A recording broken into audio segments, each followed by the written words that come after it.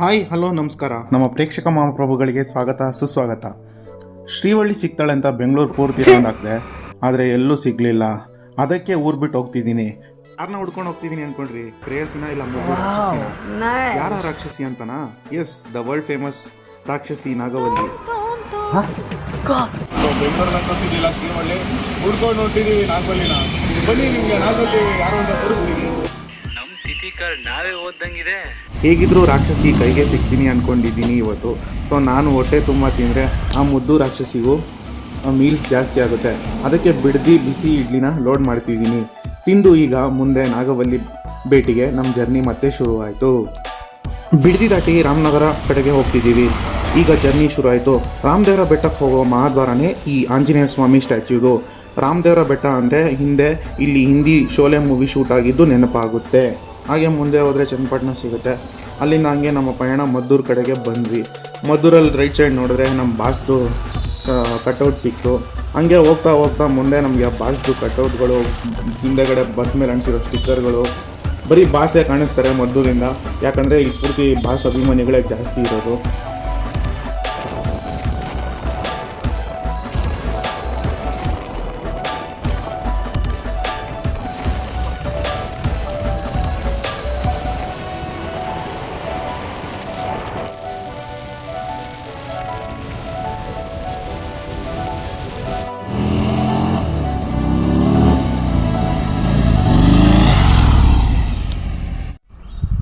ನಾವು ನಾಗವಲ್ಲಿನ ಹುಡ್ಕೊಂಡು ಹೋಗ್ತಿರ್ಬೇಕಾದ್ರೆ ನಮಗೆ ಕೊಳ್ಳೇಗಾಲ ಸಿಕ್ತು.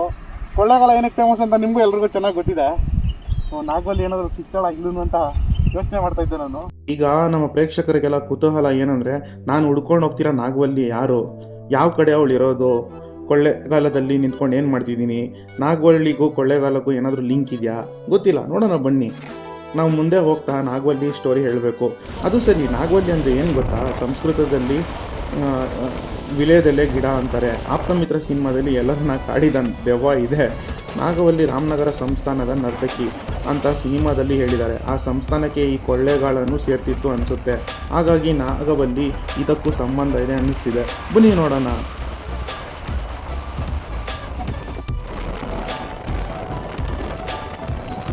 ಫೈನಲ್ ಆಗಿ ನಾನು ಹುಡ್ಕೊಂಬಂದಿದ್ದ ನಾಗವಲ್ಲಿ ಇದೆ. ಚಾಮರಾಜನಗರದಿಂದ 15 ಕಿಲೋಮೀಟರ್ಸ್ ಮುಂದೆ ಬಂದರೆ ನಾವು ಆಗ್ಲಿಂದ ಹುಡುಕ್ತಿದ್ದ ನಾಗವಲ್ಲಿ ಸಿಗ್ತಾಳೆ. ಏನು ನಾಗವಲ್ಲಿ ಅಂದರೆ ಹುಡುಗಿ ಅಂದ್ಕೊಂಡ್ರಾ, ಆತ್ಮ ಅಂದ್ಕೊಂಡ್ರಾ? ಇಲ್ಲ, ಇದೊಂದು ಊರು. 600 ಫ್ಯಾಮಿಲಿ ವಾಸವಿರೋ ಇದೊಂದು ಚಿಕ್ಕ ಊರು. ನೋಡಿ ಇಲ್ಲಿ ಬೋರ್ಡ್ಗಳು ನೋಡಿ. ನಮ್ಮ ನಾಗವಲ್ಲಿನ ಭಯ ಆಗುತ್ತೆ ಅನ್ನೋನಿಗೆ ಏನೂ ಇಲ್ಲ, ಇದು ಒಳ್ಳೆ ಊರು ಅಂತ ನಮ್ಮ ಪ್ರಶ್ನೆಗೆ ಉತ್ತರ ಸಿಕ್ತು. ನಾಗವಲ್ಲಿ ಅನ್ನೋದು ಒಂದು ಹಳ್ಳಿ ಅಷ್ಟೇ. ಇಲ್ಲಿಂದ ಸ್ವಲ್ಪ ದೂರದಲ್ಲಿ ಬಿಹಾರ್ ಹಿಲ್ಸ್ ಬರುತ್ತೆ. ಆ್ಯಕ್ಚುಲಿ ಅಲ್ಲಿಗೆ ನಾವು ಇವತ್ತು ಹೋಗ್ತಿರೋದು. ನಾವೀಗ ಬಿಳಿಗಿರಿ ರಂಗನಸ್ವಾಮಿ ಬೆಟ್ಟಕ್ಕೆ ಹೋಗ್ತಿದ್ದೀವಿ. ಇದು ಚಾಮರಾಜನಗರ ಡಿಸ್ಟ್ರಿಕ್ಟಲ್ಲಿ ಸೇರಿರೋದು.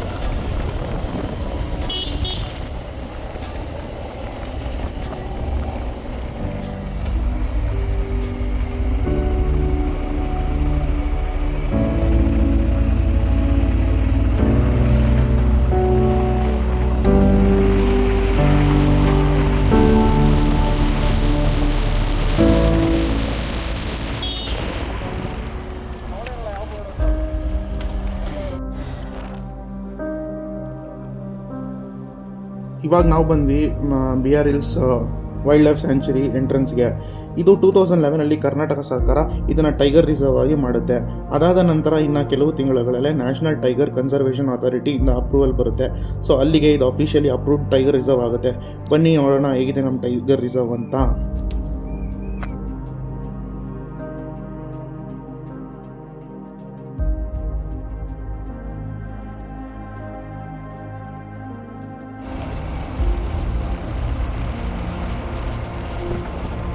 ಈ ಬಿಹಾರ್ ಹಿಲ್ಸ್ ಟೈಗರ್ ರಿಸರ್ವಲ್ಲಿ ಚಿರತೆ, ಜಿಂಕೆ, ಟೈಗರು, ಸೀಳುನಾಯಿ ಮುಂತಾದ ಪ್ರಾಣಿಗಳು ಮತ್ತು 200 ವಿಧವಿಧಂಥ ಅಧಿಕ ಪಕ್ಷಿ ಸಂಕುಲಗಳು ಇಲ್ಲಿವೆ.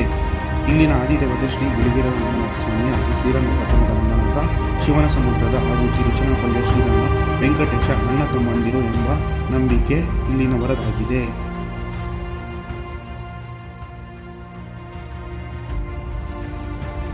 ಟಿಪ್ಪು ಸುಲ್ತಾನ್ ಅವರು ಬೇಟೆಯಾಡುವ ಕಾರ್ಯಾಚರಣೆಯಲ್ಲಿ ಸಮಯದಲ್ಲಿ ಈ ಭೇಟಿ ನೀಡಿದಾಗ ಇದನ್ನು ಪುನರ್ಜೀವನ ಮಾಡಲಾಗಿದೆ ಎನ್ನಲಾಗಿದೆ. ದೇವಸ್ಥಾನದಲ್ಲಿರುವ ಇತರ ದೇವತೆಗಳಲ್ಲಿ ರಂಗನಾಯಕಿ ಮತ್ತು ಹಲವರು ಆಳ್ವರರು ಸೇರಿದ್ದಾರೆ. ವಾರ್ಷಿಕ ತೇರು ಏಪ್ರಿಲ್ ತಿಂಗಳ ವೈಶಾಖದಲ್ಲಿ ನಡೆಯುತ್ತದೆ. ಪ್ರತಿ 3 ಅಥವಾ 5 ವರ್ಷಗಳಿಗೊಮ್ಮೆ 1 ಅಡಿ ಮತ್ತು 8 ಇಂಚು ಅಳತೆಯ ದೊಡ್ಡ ಚಪ್ಪಲಿ ಜೋಡಿಯನ್ನು ರಂಗನಾಥನಿಗೆ ಬೂದಿ ತಿಟ್ಟು ಗ್ರಾಮದ ಮಾದಿಗ ಸಮುದಾಯದವರು ಈ ಗ್ರಾಮದ ಪೂರ್ವಿಕರಾದ ದೊಡ್ಡ ಕನ್ಯೆಯ ಶಿವಲಿಂಗರಯ್ಯ, ಮಂಚಯ್ಯ ಇನ್ನಿತರ ಪೂರ್ವಿಕರು ಶತಮಾನಗಳಿಂದಲೂ ಈ ರಂಗನಾಥನಿಗೆ ಪಾದುಕೆಗಳನ್ನು ಅರ್ಪಿಸಿಕೊಂಡು ಬರುತ್ತಿದ್ದಾರೆ.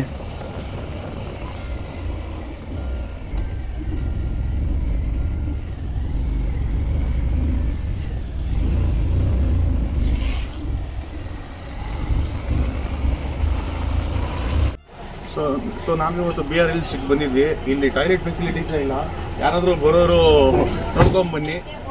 2 ಕ್ಲೋಸ್ ಆಗಿದೆ. ಹೋದರೆ ನೇಚರ್ ಕಾಲ್ಗೆ ಹೋಗಬೇಕು. ಹುಡುಗರಾದರೆ ಮ್ಯಾನೇಜಬಲ್ಲು, ಹುಡುಗಿರಿಗೆ ನಿಜವಾಗ್ಲೂ ಕಷ್ಟ ಆಗುತ್ತೆ. ಇಲ್ಲಿ ಸುತ್ತಮುತ್ತ ಯಾವುದೂ ಟಾಯ್ಲೆಟ್ ಫೆಸಿಲಿಟೀಸು ಇಲ್ಲ, ಹೋಟೆಲ್ಸು ಇಲ್ಲ, ರೆಸಾರ್ಟು ಇಲ್ಲ, ಏನೂ ಇಲ್ಲ. 2 ಕಿಲೋಮೀಟ್ರ್ ಕೆಳಗಡೆ ಹೋಗಬೇಕು. ಅದೇನು ಮ್ಯಾನೇಜ್ಮೆಂಟ್ ಮಾಡ್ತಾರೋ ಗೌರ್ಮೆಂಟವ್ರು ಗೊತ್ತಿಲ್ಲ. ದೇವಸ್ಥಾನ ಗೌರ್ಮೆಂಟವರು ಹ್ಯಾಂಡ್ ಓವರ್ ಮಾಡ್ಕೊಂಡಿದ್ದಾರೆ, ಬಟ್ ಇಲ್ಲಿ ಯಾವುದೂ ಇಂಪ್ರೂವ್ಮೆಂಟ್ ಅಂತೂ ಇಲ್ಲ. ಬಿಳಿಗಿರಿ ರಂಗನಾಥ ಸ್ವಾಮಿ. ಈ ಬೆಟ್ಟಕ್ಕೆ ಈ ಹೆಸರು ಯಾಕೆ ಬಂತು? ಈ ಕ್ಷೇತ್ರಕ್ಕೆ ಬಿಳಿಗಿರಿ ಎಂದು ಹೆಸರು ಬರಲು ಬೆಟ್ಟದಲ್ಲಿ ಬಿಳಿಯ ಬಣ್ಣದ ಶಿಲೆಗಳಿರುವುದೇ ಕಾರಣ. ಈ ಬೆಟ್ಟವನ್ನು ಜನಪದರು ಬಿಳಿಕಲ್ಲು ಬೆಟ್ಟ ಎಂದರೆ, ಪಂಡಿತರು ಶ್ವೇತಾದ್ರಿ ಬೆಟ್ಟ ಎಂದು ಕರೆಯುತ್ತಾರೆ. ಬ್ರಹ್ಮಾಂಡ ಪುರಾಣದಲ್ಲಿ ಈ ಬೆಟ್ಟವನ್ನು ದಕ್ಷಿಣ ತಿರುಪತಿ ಎಂದು ಉಲ್ಲೇಖಿಸಲಾಗಿದೆ. ಫೈನಲಿ ನಾನು ಮೆಟ್ಲೆತ್ತಕ್ಕೆ ಶುರು ಮಾಡಿದೆ. ಇದೇ ನೋಡಿ BRLC ದೇವಸ್ಥಾನದ ಬೆಟ್ಟ. ಇಲ್ಲಿಂದ ಒಂದು ಲುಕ್ ಕೊಟ್ಟರೆ ನೀವು ಕೆಳಗಡೆ ಮೆಟ್ಲು ಮೇನ್ ಎಂಟ್ರೆನ್ಸ್ ಕಾಣಿಸುತ್ತೆ. ಅಲ್ಲಿಂದ ಮೆಟ್ಲತ್ಕೊಂಬರ್ಬೇಕು ಮೇಲೆ. ಹತ್ತತ್ರ ಒಂದು 100-150 ಮೆಟ್ಲು ಇರ್ಬೋದು ಅನಿಸುತ್ತೆ. ನಾನು ಹತ್ತಿಲ್ಲ, ನಾನು ಶಾರ್ಟ್ ಡಿಸ್ಟೆನ್ಸ್ ತೊಗೊಂಡು ಈ ಕಡೆ ಮೆಟ್ಲಿಂದ ಮೇಲೆ ಬರ್ತಿದ್ದೀನಿ. ಇಲ್ಲಿ 5 ಅಡಿ ಎತ್ತರ ಇರುವ ಮೂಲ ದೇವರನ್ನು ಬ್ರಹ್ಮರ್ಷಿಗಳಾದ ವಸಿಷ್ಠರೇ ಪ್ರತಿಷ್ಠಾಪಿಸಿದರು ಎಂದು ಸ್ಥಳ ಪುರಾಣ ಸಾರುತ್ತದೆ. ನವರಂಗದ ಬಲಭಾಗದಲ್ಲಿರುವ 3 ಗುಡಿಗಳಲ್ಲಿ ಲೋಹದಿಂದ ನಿರ್ಮಿಸಿದ ರಂಗನಾಥ, ಹನುಮಂತ, ಮಣವಾಳ, ಮಹಾಮನಿಯ ಮೂರ್ತಿಗಳಿವೆ. ಪಕ್ಕದಲ್ಲೇ ಅಲಿಮೇಲು ಮಂಗಮ್ಮ ದೇವಿ ಸನ್ನಿಧಾನವೂ ಇದೆ. ನವರಂಗದ ಎಡಭಾಗದಲ್ಲಿರುವ ಗುಡಿಗಳಲ್ಲಿ ರಾಮಾನುಜಾಚಾರ್ಯ, ನಮ್ಮಾಳ್ವಾರ್ ಮೂರ್ತಿಗಳಿವೆ.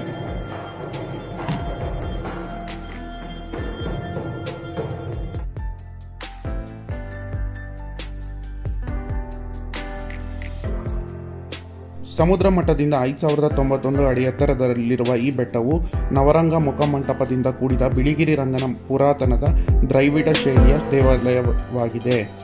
ರಂಗನಾಥ ದೇವಾಲಯದ ಒಂದು ಖಾಲಿ ಬಂಡೆ ಅಂಚಿನ ಮೇಲೆ ಅಭಯಾರಣ್ಯದ ಉತ್ತರದ ಭಾಗದ ತುದಿಯಲ್ಲಿ ನೆಲೆಗೊಂಡಿದೆ. ಬೆಟ್ಟವು ತನ್ನ ಹೆಸರನ್ನು ಕನ್ನಡದಲ್ಲಿ ಬಿಳಿ ಬೆಟ್ಟ ಎಂದು ಅರ್ಥ ನೀಡುವ ಬಿಳಿ ಬಣ್ಣ ಕಾಣುತ್ತದೆ.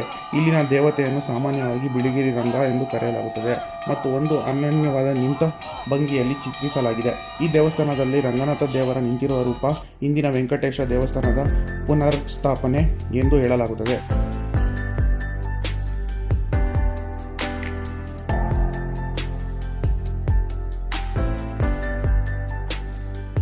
ಫೈನಲಿ ಬಿಳಿಗಿರಿ ರಂಗನಾಥ ಸ್ವಾಮಿ ದರ್ಶನ ಮುಗೀತು. ಅಲ್ಲಿರೋದು ನೋಡಿ ಊಟದ ಜಾಗ ಅದೇ. ಊಟ ಇನ್ನೂ ಸ್ಟಾರ್ಟ್ ಮಾಡಿಲ್ಲ, 1 ಗಂಟೆಗೆ ಸ್ಟಾರ್ಟ್ ಮಾಡ್ತಾರೆ. ಸೊ ನಮ್ಮ ದರ್ಶನ ಎಲ್ಲ ಮುಗೀತು, ತುಂಬ ಚೆನ್ನಾಗಾಯಿತು.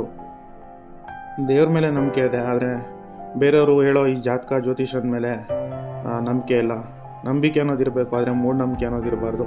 ಯಾರು ಜೀವನದಲ್ಲಿ ಕಷ್ಟಪಟ್ಟು ಮುಂದೆ ಬರ್ತಾರೋ ಅವ್ರು ಖಂಡಿತ ಜೀವನದಲ್ಲಿ ಮೇಲಂತಕ್ಕೆ ಹೋಗೇ ಹೋಗ್ತಾರೆ ಅಂತ ಹೇಳ್ತಾ ನಾನು 2 ಮಾತು ಮುಗಿಸ್ತಿದ್ದೀನಿ.